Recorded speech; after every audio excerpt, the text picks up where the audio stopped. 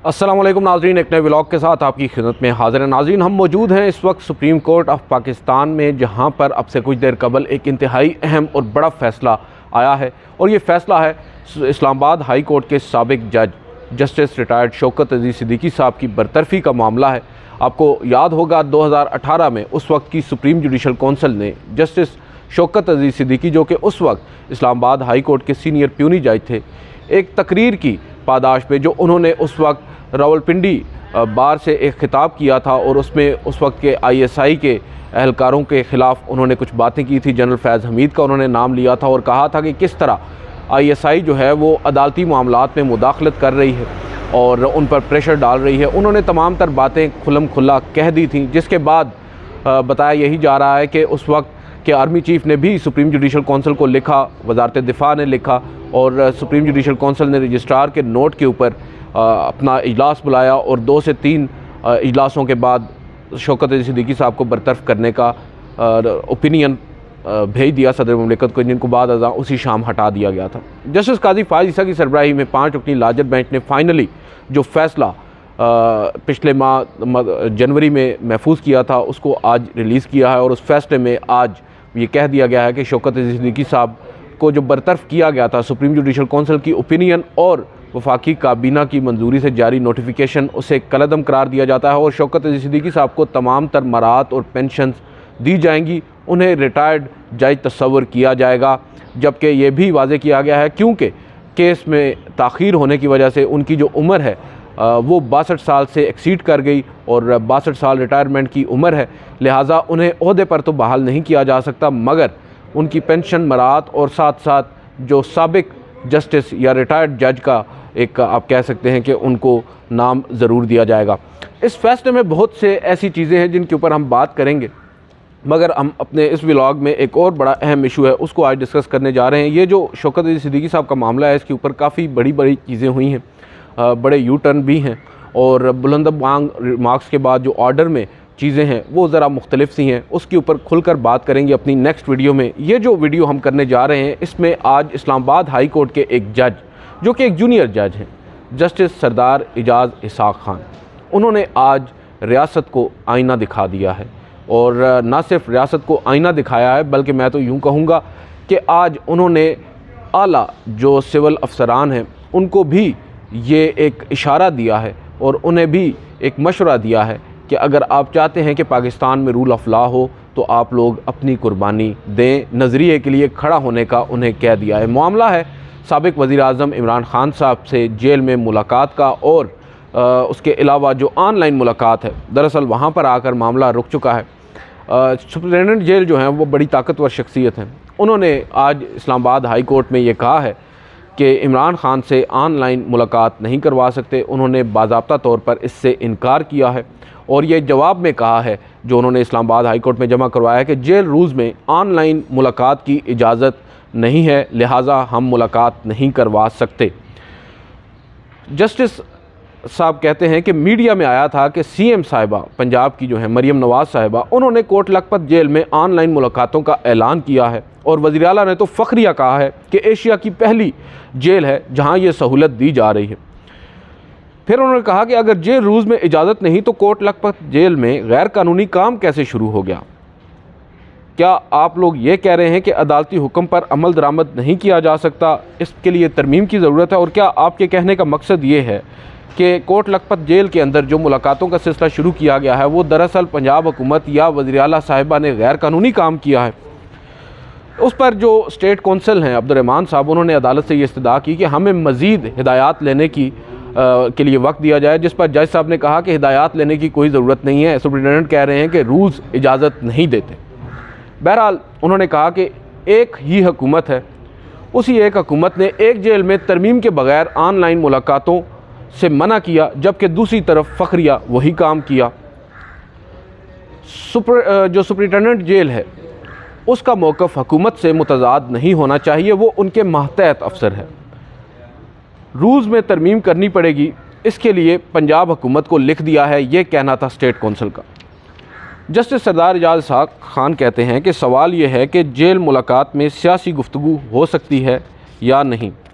शेर अफजल मरवत साहब ने अदालत को बताया कि हमें अडयाला जेल से 1.5 किलोमीटर पहले रोक कर पैदल भेजा जाता है, जिस पर अब जो रिमार्क्स हैं ये सुनने से ताल्लुक़ रखते हैं जस्टिस सरदार एजाज इसाक खान के। उन्होंने कहा कि हम लोग यहाँ बैठकर ड्रामा ही तो कर रहे हैं, सबको पता है ये सब क्या हो रहा है।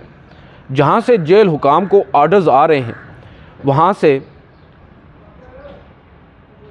से अगर ऑर्डर्स आना रुक जाएं तो ये सब कुछ ख़त्म हो जाएगा। मुल्क में 200 सीनियर सिविल अफसर गैर कानूनी हुक्म मानने से अगर इनकार कर दें तो हमारा सारा निज़ाम ठीक हो जाएगा। अगर 200 अफसर ये कर लें तो ये सिलसिला रुक जाएगा। जिस पर शेर अफजल मरवत ने मुस्कुराते हुए कहा कि अगर अदालत अगर 200 सिविल अफसरों को जेल भेजे तो भी बेहतरी आ सकती है। उन्होंने कहा कि एक जज लिखा हुआ कागज़, हाँ जी, ये अब यहाँ पर जस्टिस सरदार एजाज इसाक खान कह रहे हैं कि एक जगह लिखा हुआ कागज़ है और दूसरी जगह उसके सर पर बंदूक है। दूसरी तरफ उसके घर वालों और उसके करियर को ख़तरा है। जब तक 200-300 अफसरान एक नज़रिए के लिए कुर्बानी नहीं देंगे ये ऐसे ही चलता रहेगा। हम क्यों यहाँ बैठकर दिखावा कर रहे हैं।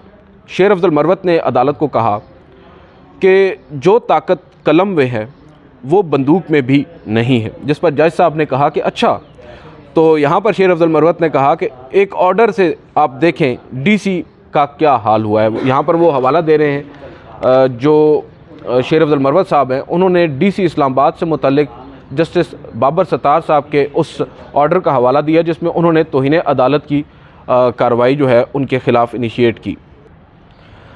तो ये नाज़रीन हमारे इस्लामाबाद हाई कोर्ट के एक जज साहब हैं जिन्होंने बड़ा ही आज अनप्रेसिडेंटेड किस्म का मौक़िफ़ अदालत में सामने खुल कर रखा है। और ये तकरीबन वही मौक़िफ़ है जो शौकत अज़ीज़ सिद्दीकी साहब ने भी कुल तकरीबन 6 साल पहले रखा था।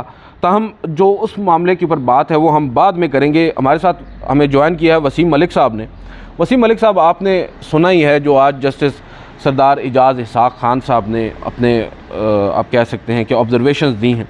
गो कि ये सिर्फ ऑब्ज़रवेशंस हैं, मगर ये ऑब्ज़रवेशंस जिस तरह दी गई हैं इनकी सिग्निफिकेंस बहुत ज़्यादा बढ़ चुकी है। मौजूदा हालात के अंदर जो एक सिस्टम इस मुल्क में चल रहा है गुज़िश्ता कई दिनों से हम देख रहे हैं, बिलखसूस इंतखाबात से कबल और इंतखाबात के बाद, उस तमाम तर पहलू में अगर हम इसको देखें, इसका जायज़ा लें तो ऐसे लगता है कि उन्होंने पूरे निज़ाम को ही नंगा कर दिया है। आप क्या कहते हैं? देखिए, बड़े खुश आइंद है, जैसा आपने बताया था कि ये महज एक ऑब्जर्वेशन है। फ़ैसलों में भी इस तरह की चीज़ें आनी चाहिए और इस तरह के अहकामात पर अमल दरामद भी होना चाहिए। चलें, अगर हम उस आइडियलिज़म की हद तक नहीं जा सकते तो इस तरह के जो रिमार्क्स हैं फिर वो रिपोर्ट होते हैं, तो वो जो कंसर्न क्वार्टर्स हैं वहाँ तक जो पाकिस्तान की जुडिशरी क्या सोच रही है, एटलीस्ट उन्हें इस चीज़ का इदराक होता है। और हमने देखा गुज़श्ता 2 साल हों या फिर इंतखाबात के बाद 8 फरवरी से अब तक की सूरत हाल हो, उसमें मैंने मुतादिद मरतबा अपनी वीडियोज़ में भी आपको भी बताया कि जो मौजूदा डॉक्ट्राइन है ना हमारा 3 साल के लिए जो आया था, मुमकिन है वो 6 साल के लिए या 9 साल के लिए, पता नहीं कब तक रहता है। उस डॉक्ट्राइन की जो सबसे बड़ी एक उसने अपनी ज़िम्मेदारी अपने कंधों पर रखी थी कि ये जो पूरी पॉलिटिकल इंजीनियरिंग करनी थी ना, उसके लिए अदलिया को मैनिपुलेट करना था। और उसने बहुत हद तक अदलिया को मैनिपुलेट भी किया और हमारी अदलिया ने भी बदकिस्मती से वो जो बेतौकीरी थी वो अपनी पेट में रख कर उस डॉक्ट्राइन के हवाले भी की। मगर उस सब में हमें कहीं ना कहीं हमने जाके देखा कि कोई एक आध फैसला हमें पेशावर हाई कोर्ट से नज़र आया और उससे कबल चीफ जस्टिस उमर अता बंदियाल की अदालत से गोक फैसला आया, लेकिन उसमें भी वो अमल दरामद करवाने में रिलक्टेंट थे और उसमें भी वो कंप्रोमाइज़ हो चुके थे। उसके बाद फिर हमने देखा कि उस हद तक नहीं, लेकिन फिर भी चाहे वो बुनियादी इंसानी हकूक़ का मामला हो, MPOs में गिरफ्तारी का मामला हो, या वो पॉलिटिकल इंजीनियरिंग जो अदलिया को इस्तेमाल करके की जा रही थी, उसमें इस्लामाबाद हाई कोर्ट के चीफ जस्टिस आमिर फ़ारूक समेत कोई एक आध जज और अगर उनको शामिल कर लें, उसके अलावा जो बाकी दीगर 5 जजेज़ हैं उन्होंने बड़ा ज़बरदस्त स्टैंड भी लिया उस मौके पर। और हमने ये भी देखा कि अगर वो सिंगल बेंच का फ़ैसला था तो चाहे उसे आमिर फ़ारूक साहब डिवीज़न बेंच में बैठ कर उसको मुअत्तल कर देते थे या उसको कलअदम करार दे देते थे या उस फैसले के ख़िलाफ़ कोई और फैसला दे देते थे। बहरहाल ये एक खुशाइंद बात है। और फिर आज जो आप सर देखें, मैं यहाँ पर एक बात कहूँगा कि आप अदालती फ़ैसलों को तो सेट असाइड कर सकते हैं, मगर जो कमरा अदालत में बैठा एक जज गाउन पहने वो ऑब्जर्वेशंस देता है ना, उनको फिर आप सेट असाइड नहीं कर सकते, वो तारीख़ का हिस्सा बन जाती हैं। और ये ऑब्जर्वेशंस हॉन्ट करती हैं उन तमाम क़ुव्वतों को जो वन वे और दी अदर पाकिस्तान का निज़ाम चला रहे हैं। बिल्कुल ऐसा ही है। देखिए अब इस्लामाबाद हाई कोर्ट के शायद उन 5 जजेस को भी इस बात का इदराक मुकम्मल तौर पर हो चुका है कि फ़ैसले अगर वो देंगे भी, सिंगल बेंच में बैठ के भी देंगे, तो वो डिवीज़न बेंच में रिवर्स हो जाएंगे। और ये कोई एक मरतबा नहीं हुआ, ये एक रूटीन की प्रैक्टिस बन चुकी है। तो बहरहाल इस तरह की ऑब्जर्वेशंस और फिर जिस तरह वो जो बुनियादी हकूक़ हैं, चाहे वो किसी सियासी रहनुमा के हैं, किसी सियासी कारकुन के हैं, वो पाकिस्तान के शहरी हैं और इस्लामाबाद हाई कोर्ट के पास वो सारे केसेस जा रहे हैं।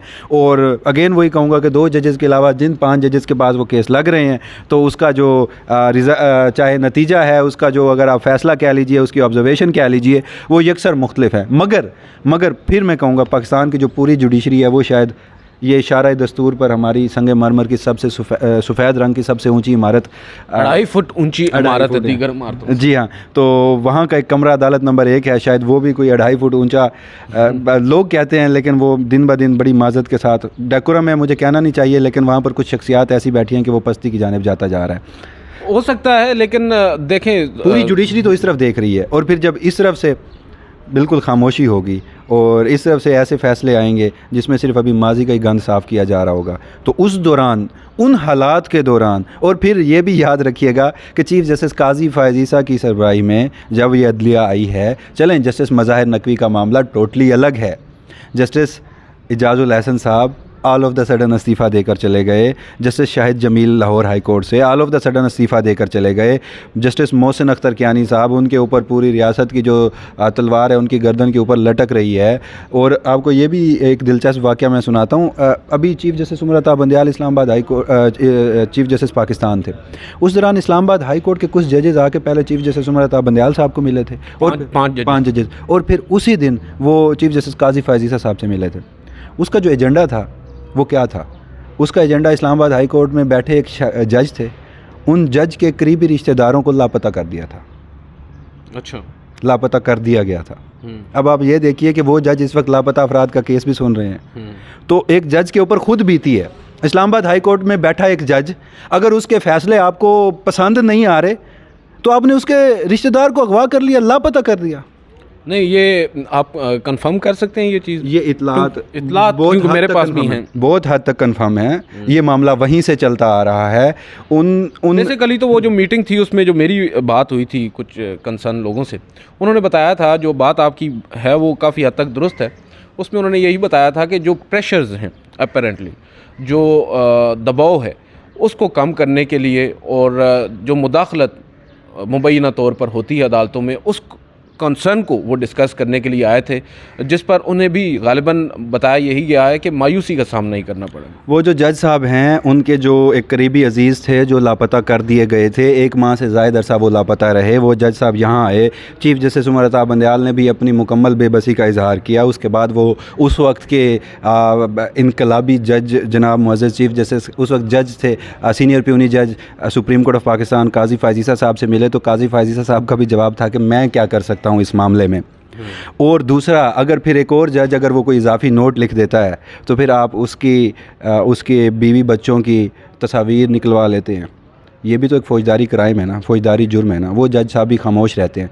तो इस सारी डॉक्ट्राइन में पाकिस्तानी अदलिया के साथ बीते गए और ये सब कुछ याद रखिएगा चीफ़ जस्टिस काजी फ़ायज़ ईसा साहब के दौर में ही हो रहा है। अगर वो साथ नहीं है तो वो उसके ख़िलाफ़ भी नहीं है। मैं ये नहीं कहूँगा कि वो उसके साथ हैं, मैं ये नहीं कहूँगा कि किसी डील का नतीजा है, मुझे नहीं पता उसका, लेकिन क्या वो उनको इसके ऊपर कोई इक़दाम नहीं लेना चाहिए था? मतलब आप ये कह रहे हैं कि जो खामोशी है वो भी एक नीम रजामंदी होती है खामोशी, हमने बचपन से यही सुना है। तो बहरहाल ये सारा मामला था, और उस दौरान फिर इस्लामाबाद हाई कोर्ट से इस तरह के फ़ैसले आना या एटलीस्ट ऑब्जर्वेशंस आना, तो इस घुटन के माहौल में कुछ एक ब्रेथ ऑफ फ्रेश एयर आप कह सकते हैं। बिल्कुल। और जस्टिस बाबर सत्तार साहब के भी उस ऑर्डर का यहाँ पर आज हवाला दिया है शेर अफजल मरवत साहब ने। उन्होंने कहा है एक मौके के ऊपर कि जो ताकत कलम में है वो बंदूक में भी नहीं है। तो जज साहब ने कहा कि अच्छा, तो उस पर शेर अफजल मरवत ने कहा कि देखें अब डीसी वाला जो ऑर्डर है उससे डीसी का क्या हाल हुआ है, और वो जस्टिस बाबर सत्तार का वो ऑर्डर है। मसला यहाँ पर क्या है, कलम वालों को अपनी ताकत का अंदाज़ा ही नहीं है, लेकिन जो बंदूक वाले हैं उन्हें अपनी ताकत का अंदाज़ा है। इफ्तिखार चौधरी साहब ने ना एक केस में ऑब्जर्वेशन दी थी। उन्होंने कहा था कि अगर SHO को ये पता चल जाए ना कि उसके पास किस हद तक इख्तियारात हैं, तो उस जैसा ताकतवर बंदा ही कोई नहीं। उनको पता ही नहीं है कि उनके इख्तियारात क्या हैं। तो बदकिस्मती के साथ जजेस साहिबान को शायद मालूम है कि उनके पास क्या इख्तियारात हैं, मगर दूसरी जानिब हम देखते हैं कि बहुत सारी जगहों पर फिर कॉम्प्रोमाइज़ भी किए जाते हैं, बहुत जगहों पर मसलहत का शिकार भी जजेस नज़र आते हैं। और ये हम देख रहे हैं गुज़िश्ता कई सालों से। हम आज काजी फाइज़ साहब पर तनकीद कर रहे हैं क्योंकि वो ओहदे पर बैठे हुए हैं। इससे कबल उनसे कबल जितने भी यहाँ पर जजेस साहिबान आए हैं हम देखते रहे हैं, ये सब ऐसे ही ओहदे पर आते ही तब्दीलियां आ जाती हैं। आदिल सरफराज साहब, अगर हम गुज़श्ता 75 सालों को, नो डाउट इस मुल्क में बहुत कुछ होता रहा है, उसको गुज़श्ता 2 सालों से कंपेयर करेंगे ना, तो ये मेरी ज़ाती राय है कि हम गुज़श्ता 2 साल में होने वाली, चाहे वो आइन व कानून की पामालियाँ हों, चादर चार दीवारी का तकद्दुस पामाल करना हो, वो फ़ौजी इस्टेब्लिशमेंट ने अपने आला कार जो उनकी निगरान हुकूमतें थी उनके तवस्सुत से, और पाकिस्तानी जुडिशरी ने उस पर मुकम्मल साथ दिया हो, तो उस पर अगर हम उसे गुज़श्ता 75 साल से मिलाएंगे तो हम गुज़श्ता 2 साल को जस्टिफाई कर रहे हैं। तो बतौर सहाफ़ी मैं एटलीस्ट ये समझता हूँ कि जहाँ अगर आप देखिए ना, छोड़ दीजिए सारे काम, इस वक्त आप किसी भी मुस्लिम लीग नून के रहनुमा से, पीपल्स पार्टी के रहनुमा से, मौजूदा फ़ौजी इस्टेब्लिशमेंट से, या चीफ़ जस्टिस काजी फाजीसा साहब से भी पूछ लेना ऑफ द रिकॉर्ड बैठ के, तो वो कहेंगे कि पाकिस्तान में जो जितना भी गंद अब तक आया है ना, वो ग़ालिबन तारीख़ थी 17 अगस्त और 2018 का साल था, तब से 9 अप्रैल 2022 तक इमरान खान की हुकूमत में आई है। और उसमें वो कहते हैं कि इमरान खान ने अदालती निज़ाम हो, समाजी निज़ाम हो, मईशत हो, या फिर वो जो रस्म व रिवाज, या कोई भी आप कह लीजिए कि वो ओपिनियन है। लेकिन आप कभी बैठें, आप सहाफ़ी हैं ना, आप कभी उन 4 सालों के फैक्ट्स एक एक दिन के निकालें, और फिर आप 9 अप्रैल के बाद से लेकर आज, अगर 22 मार्च है ना, आज निकालें, तो ये 2 साल बनते हैं, वो 4 साल बनते हैं। इन 2 सालों को ना आप गुज़श्ता 75 सालों से भी कंपेयर नहीं कर पाएंगे। अच्छा, मैं आपको एक बात हूँ, हमने कंपेयर करना ही नहीं है, हमने तो गलत को गलत कहना है, जो अगर सही है तो उसको कंपेयर करेंगे तो हम इस नतीजे पर पहुंचेंगे कि इस मुल्क में सबसे ज़्यादा गंद किसने डाला, इस मुल्क के जो असल कल्प्रेट्स हैं वो कौन है। नहीं, मैं आपको एक बात बताता हूँ, कल्प्रेट्स कौन है ये सबको पता है, बेनिफिशरी कौन है इस तमाम तर आपके मुताबिक गंद के, वो भी सबको पता है। हम यहाँ पर ना हमेशा सियासी हुकूमतों को इल्ज़ाम देते हैं। आपने अभी जिक्र किया कि इनका मतम नज़र ये है शायद कि 2018 जब इमरान खान साहब आए तो उसके दौर में ये सब कुछ हुआ, लेकिन मसला नहीं, मैं मेरी बात सुन लें, मैं ये समझता हूँ सियासी जमातों को आप एक साइड पर रख दें। उस सियासी जमात को उस वक्त इक़्तिदार में कौन लाया था, हम उस वक्त भी ये बात करते थे। आज इस PDM सेटअप को दोबारा से इक़्तिदार में कौन लाया है, हम उस पर बात करते हैं और उनकी बात करते हैं। और दूसरी जानिब बात यह है कि ये लोग तो कठपुतलियों के तौर पर इस्तेमाल होते हैं, माजरत के साथ। अगर उस वक्त गलत हुआ था, आज उससे भी ज़्यादा गलत हो रहा है। कंपैरिजन ड्रॉ अगर हमने करना है तो हम ड्रॉ करेंगे उस वक्त की इस्टेब्लिशमेंट ने क्या किरदार अदा किया था, आज की इस्टेब्लिशमेंट ने क्या किरदार अदा किया था। सियासी जमातों को हमें छोड़ देना चाहिए। बहरहाल, अच्छा, यहाँ पर एक और छोटा सा आर्गूमेंट आपको दूंगा। इस वक्त इमरान खान 2018 में इस्टेब्लिशमेंट की गोद में हुकूमत में बैठ के आया, एडमिटेड 2018 की बात, हाँ, एडमिटेड फैक्ट है। 2009 अप्रैल के बाद PDM भी वैसे आई, अब वाली हुकूमत भी वैसी आई, लेकिन इंटेंसिटी बढ़ती जा रही है ना। हाँ, बिल्कुल। अब वो जो इंटेंसिटी बढ़ती जा रही है ना, उसमें एक शख्स जिसने 9 अप्रैल के बाद ये अलम बगावत बुलंद किया कि जी मैं इस मुल्क में आईनी और कानूनी जंग लड़ूंगा और जमहूरी जंग लड़ूंगा, तब से लेकर आज तक वो इस वक्त जेल में बैठा है। जब तक वो दोबारा इस्टेब्लिशमेंट की गोद में आकर नहीं बैठ जाता, हमें उसे बेनिफिट ऑफ डाउट देना पड़ेगा। अगर हम उसे बेनिफिट ऑफ डाउट नहीं देंगे और अभी से यही समझना शुरू हो जाएंगे कि जी हम अब इसका साथ भी दें, या अगर ये जो बात कह रहा है उसको दुरुस्त मान भी लें, तो इसने कल को आकर इस्टेब्लिशमेंट की गोद में बैठ जाना है, तो फिर तो बात ही ख़त्म हो गई ना। फिर वो जो एक आपका, मेरा, या किसी सहाफ़ी का, या किसी पढ़े लिखे शख्स का वो जो एक जमहूरी जहन है और वो जो जमहूरियत को फलने के लिए पसंदी को फ़रोग पाना देखना चाहता है, तो वो फिर क्या करेगा? वो कुछ नहीं करेगा, उसके पास फिर मायूसी के अलावा कुछ नहीं होगा।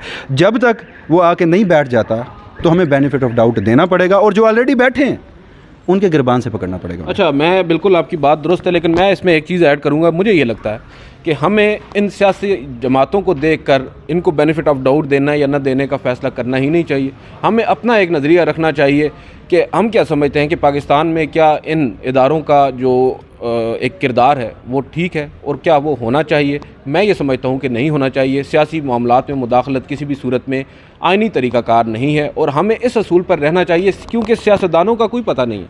कल तक नवाज शरीफ साहब, सर आपको याद है, मुझे क्यों निकाला, वोट को इज़्ज़त दो। आज फिर उन्होंने जो वोट को इज़्ज़त दी है, वो सहाफ़ी आज कहाँ गए हैं? वो जो उस वक्त उनके साथ खड़े थे। आज की मैं जो बात कर रहा हूँ ना, लम्हा मौजूद की, ये जो मौजूदा हुकूमत बनी है ना, ना तो इसने वज़ीर ख़जाना अपनी मर्ज़ी का लगवा पाई है, ना ये वज़ीर दाखिला अपनी मर्ज़ी का लगवा पाई है। अच्छा, वोट की अब नहीं सुने, वोट की अब ताकत को देखें। ये जो वोट को इज़्ज़त दो का नारा लगाते थे, अब वोट की ताकत को देखें कि वो एक शख्स जो जेल में बैठा है ना, उसने 9 मई में मुलविस एक शख्स को वज़ीर आला KPK लगवाया।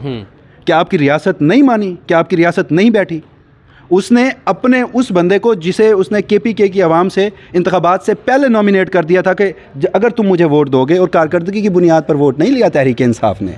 तहरीक इंसाफ ने जिस बुनियाद पर वोट लिया, 9 मई का एक कल्प्रिट जो रियासत कहती थी उसे वज़ीर आला पंजाब KPK बनवाया, जेल से बैठ कर भी बनवाया। जबकि दूसरी जानिब जो आज़ाद हैं, जो वोट को इज़्ज़त देते थे, उन्होंने तो यार वफाकी हुकूमत की तश्कील हो, पंजाब हुकूमत की तश्कील हो, बेचारे अपनी मर्ज़ी से नहीं कर पा रहे। तो अब वोट की ताकत या वोट का जो असल इस्तेमाल है वो किसने किया, ये आप बता दीजिए। नहीं, बिल्कुल आपकी बात दुरुस्त है, लेकिन हम यहाँ पर फिर उनके मफादात की बात कर रहे हैं। मैं ये समझता हूँ कि हमें सियासी जमातों के मफादात की बात करनी ही नहीं चाहिए। मुझे ये पता है कि आज एक सियासी जमात का एक नज़रिया है, क्योंकि वो ज़ेर अताब है, कल को उस जमात का वही नज़रिया होगा जिसके खिलाफ हम लोग आज खड़े हैं।